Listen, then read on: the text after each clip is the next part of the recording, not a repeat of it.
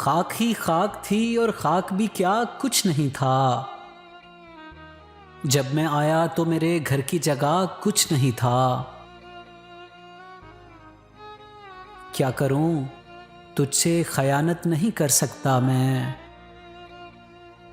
क्या करूं, तुझसे खयानत नहीं कर सकता मैं, वरना उस आंख में मेरे लिए क्या कुछ नहीं था। यह भी सच है कि मुझे उसने कभी कुछ न कहा। यह भी सच है कि उस औरत से छुपा कुछ नहीं था।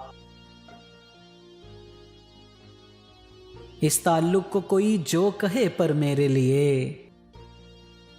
रास्ता देखते रहने के सिवा कुछ नहीं था। अब वो मेरे ही किसी दोस्त की मनकूहा है।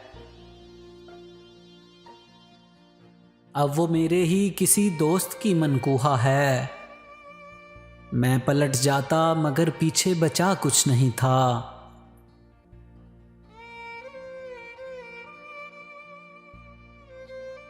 खाक ही खाक थी और खाक भी क्या कुछ नहीं था।